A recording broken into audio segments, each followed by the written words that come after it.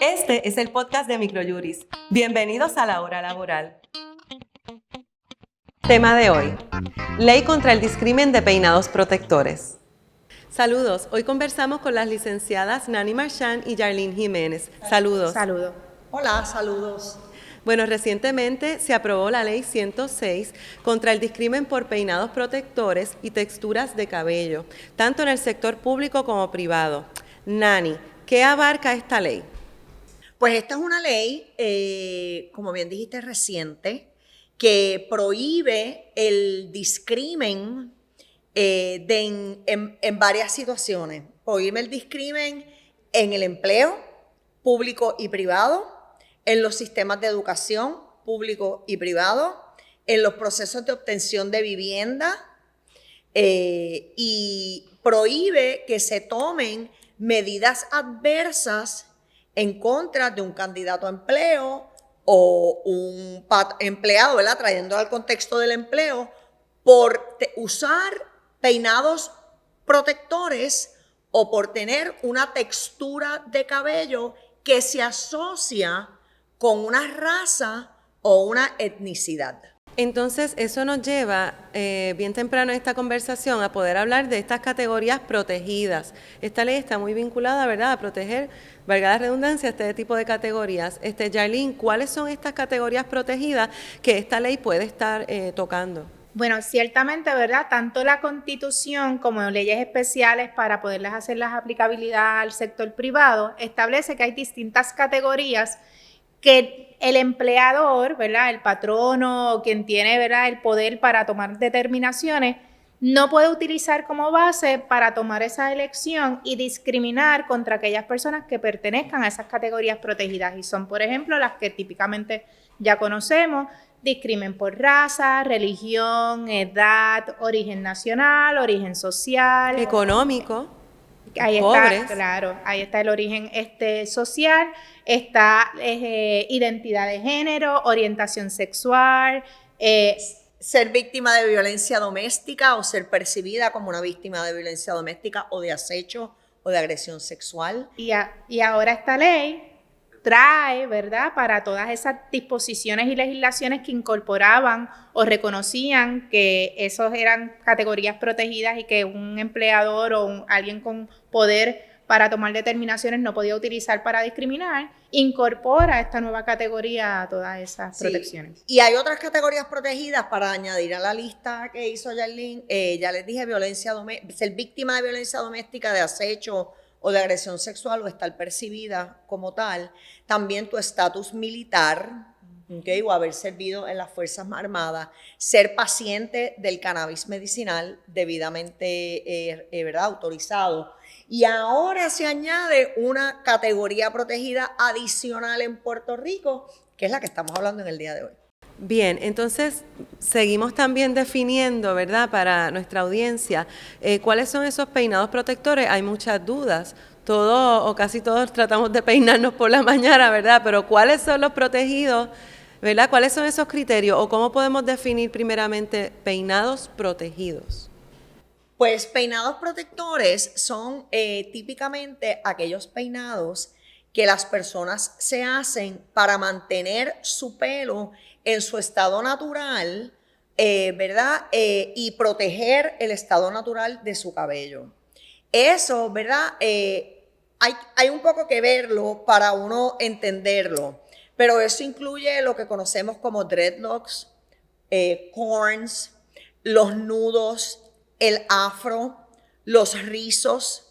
Todos son peinados protectores porque yo mantengo mi pelo en mi condición natural y tienen que ver con la textura del cabello y están típicamente asociados con una raza o con una etnicidad. Y yo creo que ese es el punto clave. No es cualquier estilo de cabello, no es cualquier peinado, no es cualquier, yo decidí pintármelo violeta, anaranjado, es que ese peinado, ¿verdad?, o esa textura del cabello esté o haya estado asociado con esa etnia, ¿verdad?, o esa raza. Así que ahí es el punto clave que tiene que a la hora, ¿verdad?, de un patrón o una persona determinar si eso específicamente está dentro de la categoría protegida. Entonces, según lo explicó Nani, los ejemplos que da es de rizo, de afro, de nudos, de dreadlocks, que todos se tienden a relacionar con la raza negra.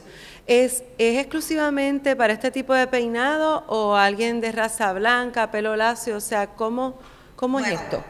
Mi interpretación es que, por ejemplo, una mujer como yo, que tengo mi pelo natural rizo, este es mi peinado natural, no soy de la raza negra, pero soy afrocaribeña, porque la gran parte de los boricuas tenemos descendencia afrocaribeña.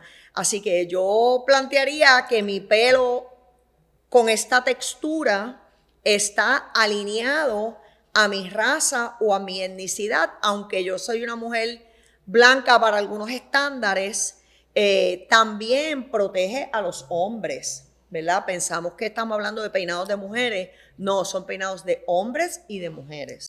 Yo les pregunto, en su experiencia en el derecho laboral, ¿verdad? Tanto defendiendo a trabajadores, patronos, en este ambiente, ¿por qué es importante que se establezca una protección, por ejemplo, para el pelo o la textura de Nani? O sea, ¿esto realmente, verdad, da pie para unos problemas en el entorno laboral? Yo siempre he creído que, aunque pensemos que vivimos en un país sobrelegislado, en ocasiones cuando estas legislaciones se dan es porque hay una necesidad real de que se tenga que establecer estos procesos y más que todo identificarlo como una categoría protegida. Así que a tu pregunta, definitivamente, si había o hubo la necesidad de legislar es porque se estaban dando las situaciones, ¿verdad?, en que en ocasiones la determinación principal para no seleccionar a un empleado o a un candidato, la determinación principal probablemente para sancionar o evitar que un niño pudiera asistir a su salón de clase, o para determinar que efectivamente esta persona no le debo rentar una propiedad, tal vez no era necesariamente que soy negro o que soy afrocaribeño. Es porque la forma en que me percibe la persona que me va a contratar o a emplear determina que ese estilo de cabello que está asociado al origen nacional o a la raza, a mí no me gusta y por esa única y exclusiva razón yo no te voy a emplear. Así que había una necesidad sobre ese particular. Y en términos entonces del entorno también del empleo, Nani, ¿qué en concreto queda prohibido que haga el patrono con relación a este tipo, ¿verdad?, de acciones por el cabello o peinados protectores? Que los patronos tomen medidas adversas en contra de un candidato o de un empleado por la persona tener un peinado protector o un peinado con textura que se asocie a una raza o a una etnicidad. Esto incluye procesos de reclutamiento, oportunidades de crecimiento, oportunidades de adiestramiento, ¿verdad? Toda la faceta del empleo, ¿verdad? Usted no puede tomar una medida adversa por el solo hecho de que mi peinado se asocie con una raza. Debo decir que eso no quiere decir que usted, patrono, no pueda establecer una política de vestimenta. ¿Okay? Usted, patrono, está en el perfecto derecho de incorporar y adoptar una política de vestimenta que vaya conforme a su marca, a su estrategia de mercadeo, ¿verdad?, al perfil de su cliente, etcétera, etcétera. Lo que usted no puede hacer es prohibirme o discriminarme que yo me presente al empleo con mi peinado protector o de textura. Por ejemplo, estoy pensando en un trabajo de un host o de un anfitrión, ¿verdad?, en un restaurante, lo que sea. Entonces, un joven, por ejemplo, con dreadlocks, que se aparece que no los tenía la semana pasada, por decirlo así, y esta semana viene porque en el fin de semana se inspiró y fue y se hizo dreadlocks. Esto de tal vez que el patrono no quererlo, entonces que reciba a la gente, asignarle otro tipo de tarea un poco más en la parte de atrás del restaurante. O sea, acciones de este modo, ¿están protegidas bajo esta ley? Sí, o sea, fíjate que en ese ejemplo que tú nos das del muchacho con los dreadlocks, que no quiero que reciba a la gente o lo voy a poner a trabajar en la parte de atrás, es el mismo análisis que si tú dijeras, es que ella está en silla de ruedas y a mí como que eso no, mejor yo la pongo atrás, porque no quiero que la gente... O ahora está embarazada. Ajá, o es que ella está, mira, bien preñadita, está hinchada, tiene los pies. No, yo prefiero ponerla atrás. Claro, una cosa es que tú la sientes y le des, ¿verdad?, un acomodo, eso es otra cosa. Pero, así que es el mismo análisis. Es el mismo análisis. Con el caveat de que usted sí puede tener una política de vestimenta en su empresa, pero no puede ser discriminatoria. Si el patrono tiene como política establecida que ese tipo de peinado está prohibido, tiene que establecer una razón por la cual esos peinados o la ausencia o no tener esos peinados es una condición esencial para poder ofrecer unos servicios X. Ya al establecerla como una categoría protegida y estar, ¿verdad?, dentro de la gama por las cuales no puedes discriminar, si lo vas a hacer dentro de tu política, tiene que establecer un nexo racional, ¿verdad?, entre por qué la tengo y por qué voy a discriminar, que vaya atado directamente con las operaciones o el servicio. O sea, no puede ser simplemente por ello. También con otras categorías protegidas, ya cuando se entra algún tipo de reclamación o litigio, está el asunto, ¿verdad?, del modo de evidenciarlo, ese hostigamiento sexual, ¿verdad?, ese otro tipo de categorías protegidas que yo les quería preguntar, el peso de la prueba siempre queda, ¿verdad?, de parte del que lo reclama. ¿Hay algún tipo de presunciones en la ley o también sigue siendo del mismo modo que hay que hacer una bitácora para las ocurrencias de hostigamiento laboral por el estilo? Vamos a aclarar eso un poquito. Esto no es una ley freestanding, por así decirlo. Esto es una ley que ordena que se enmiende la ley 100, que es nuestro estatuto general en contra del discrimen, y la ley 90, que ya la conversamos en el podcast anterior, que es la de acoso laboral, ¿ok? Entre otras leyes, porque obliga a que se enmiendan leyes públicas, municipales, etcétera, etcétera. Pero las que tienen que ver con el empleo privado, se enmienda la ley 100 y la ley 90. Así que en términos evidenciarios y el peso de la prueba, pues es el mismo que siempre hemos tenido que utilizar para ambas piezas legislativas. ¿Okay? Exacto, estar bien pendiente a este tipo de patrón, o puede ser una ocurrencia de una vez, de un acto patronal, les pregunto. Bueno, ciertamente si el ejemplo que dio Nani, yo todos los días voy con mi pelo con blower, vamos a ponerlo así, pero un día me levanto y decido ir con las trencitas, con mi pelo con muchas trencitas, y ese día había un adiestramiento o había una conferencia donde venían unos clientes principales y mi patrono me dice, no, tú con ese pelo no vas, pues ahí se activa ya, ¿verdad?, un discrimen por el cual ese empleado o esa empleada pudiera tener un reclamo. Otra cosa son los daños, ¿verdad?, y las consecuencias, pero técnicamente con un solo evento donde quede plasmado, ¿verdad?, y patentizado que la realidad de la determinación o la causa de esa determinación es el cabello o el estilo, ¿verdad?, o el peinado asociado a la raza, ¿verdad?, pues genera una causa de acción. Yo pensaría que hay que tener un patrón, ¿verdad? Porque sabemos que las reglas generales que eventos aislados no necesariamente dan paso a la reclamación. Yo creo que sí, eso podría ser tremendo argumento. Mira, me privaron de yo tomar un adiestramiento o me privaron de yo estar en una reunión importante.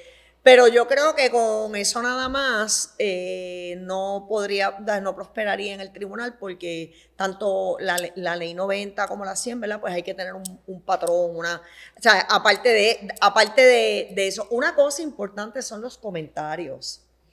Dentro del contexto del acoso laboral, por ejemplo, muchacha, peínate esa mate pelo que tienes, tú pareces un nido con ese pelo, nena, y ese moño, qué cosa tan espantosa ese moño.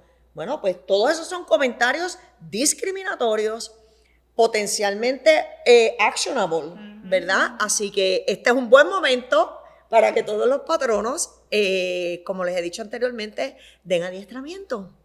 Y incluyamos este tema en los adiestramientos ¿verdad?, de la conducta apropiada en el empleo. Pero Nani, también se podría ver entonces como que si tiene que haber un patrón, entonces una sola ocurrencia pues entonces desalienta, ¿verdad?, al empleado que sufra un ejemplo como el que trajo Yarlene, porque entonces se vería como que el patrono, la primera ofensa que le haga a un empleado va gratis, o sea, va por la casa porque no es suficiente. Entonces, ¿qué tienen que decir sobre esto? Yo ¿verdad? No necesariamente, y puedo entender la posición de Nani, por eso yo dije, mira, después de eso hay que ver los daños que ocasionó eso, que sabemos que es un elemento esencial a los propósitos de hacer un reclamo formal en el tribunal, etcétera.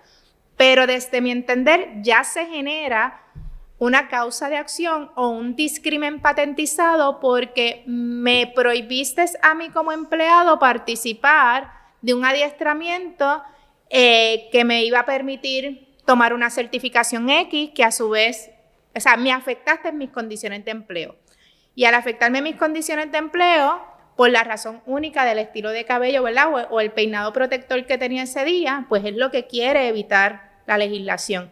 ¿Cuáles daños tuve como consecuencia de ese acto discriminatorio? Pues eso es un asunto, ¿verdad?, que va a depender de la gravedad de esa conducta. Pero desde mi perspectiva, ese solo evento, sin lugar a duda, ya es uno de los eventos que quiere evitar la legislación.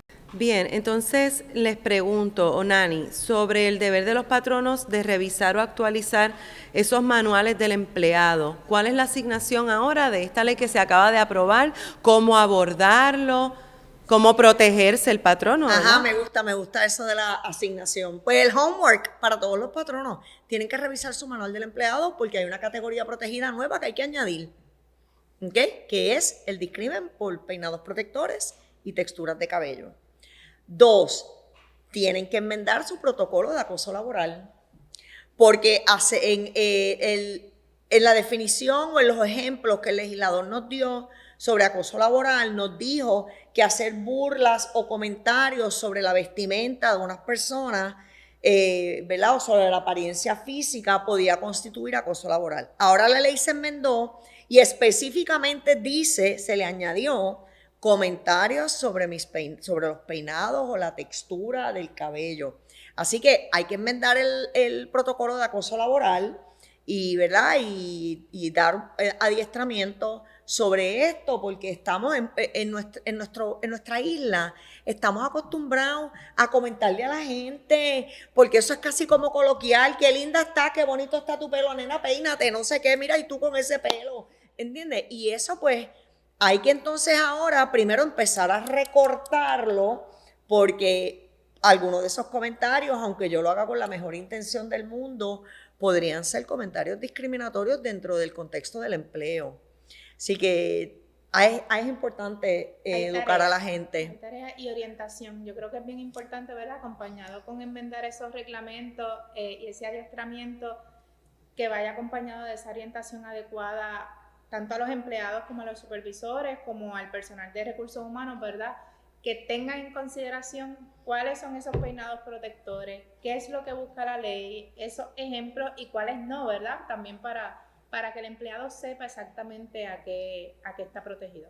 Finalmente, ¿ustedes piensan que la aprobación de esta ley y su implementación va a ayudar a fomentar la inclusión en los lugares de trabajo en Puerto Rico? Yo creo que el tema de inclusión y diversidad, de igualdad, es mucho más profundo que peinados protectores, ¿verdad?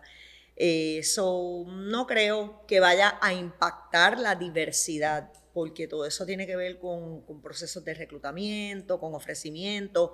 Sí, yo creo que puede impactar el que las personas se presenten más contentas, más genuinas, más libres en términos de quién yo verdaderamente soy, ¿verdad? Y cómo es que yo me quiero presentar al mundo. Que no se sientan cohibidas a eso, en ese sentido, ¿verdad? Va a dar la oportunidad a que no sentirme yo como mujer, y en aquellos casos, ¿verdad?, los varones, a cohibirme de participar ¿verdad?, en un proceso de selección de empleo, o con el temor de que si voy como soy, punto, como me gusta ser, como siempre ha sido mi estilo de cabello, vaya a ser utilizado como un elemento en la hora de la determinación de seleccionar si soy o no una persona capaz para hacer las funciones, que en última instancia puedo ser igual o más capaz independientemente de mi estilo. Sí, de acuerdo con eso. Y hablando de la inclusión, yo les pregunto, ¿están incluidos en estos peinados protectores lo que son turbantes, o sea, accesorios en ese peinado protector? Yo pensaría que la ley, que es abarcadora en ese sentido de lo que constituye la protección, que es peinados protectores y textura de cabello, todo lo que conlleve ese peinado debe estar protegido. Entiéndase, si utilizo un turbante, ¿verdad? Para recogerme el cabello y ese turbante se asocia, ¿verdad? Ese estilo de peinado se asocia con la raza o con la etnia, pues está protegido conforme a la legislación. Y entonces vamos a hablar de anécdotas. ¿Alguna tiene alguna anécdota? Puede ser de un cliente, de ustedes mismas, ¿verdad? Con relación a esto de las texturas de cabello y el ámbito laboral o lo que debe representar una profesión o un puesto, un título. Pues yo tengo una que contar. Cuando yo comenzaba en la profesión, ya como abogada, que vivía en casa de mi mamá, hay que darle para atrás al reloj, 33, 34 años. No se asociaba con ser profesional, corporativa, bien puesta, el salir al entorno del empleo con el cabello con el cual yo nací.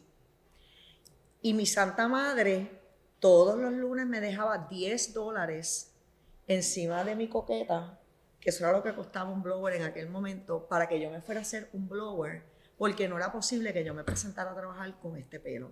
Y entonces pues venía todo lo que había que hacer en la semana para mantener el pelo lacio. Claro, ya mi mamá no piensa así, ya yo tampoco pienso así, pero yo por muchos años cuando comencé en mi profesión, así era como se percibía. No te ves profesional, pareces otra cosa que no eres abogada. Y, ¿verdad? Pues gracias a Dios ya no estamos ahí. Pero esa fue mi experiencia muy personal.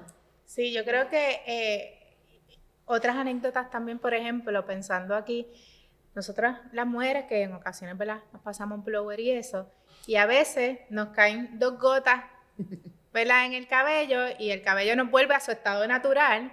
Y en ocasiones vamos a nuestros centros de trabajo y rápido viene un compañero o compañera y te dice, oye, ese pelo salió y tu abuela, ¿dónde está? Porque ese es un comentario típico que hacen, ¿verdad? Así que por eso es importante las orientaciones, porque fíjate que ya eso es un comentario que pudiera, ¿verdad?, abonar a un ambiente de discrimen por razón de la textura de mi cabello, que se puso natural por el estado natural del ambiente, y el comentario va dirigido a cómo está mi cabello. Así que, sí. Ahora, el consejo legal de la semana. Bueno, entonces llegó la parte de los consejos semanales, ya sean para patronos o para empleados. ¿Con quién comenzamos por aquí? Yo creo que en esta ocasión vamos a hacer un consejo común, tanto para los patronos como los empleados y más que todo para la ciudadanía en general. Nosotros nos queremos unir al llamado que se ha estado haciendo a nivel mediático de corporaciones sin fines de lucro, de entidades, para sacar su tarjeta electoral, para reactivarse o para inscribirse y ejercer su derecho al voto, un derecho que costó, un derecho que se luchó y es un derecho que no debemos perder. Eso es así. Así que todos a inscribirse y a votar. Importante que sepan, tanto los empleados como los patronos, que hay unos derechos que le asisten al elector que está trabajando en su, ¿verdad?, en esa jornada, en el momento de las elecciones. Repasen los videos anteriores, que hubo un podcast sobre ese tema, así que sácala. No hay excusa. Sácala. Sácala. Pues muchas gracias y a ustedes quienes nos sintonizan y hasta la próxima.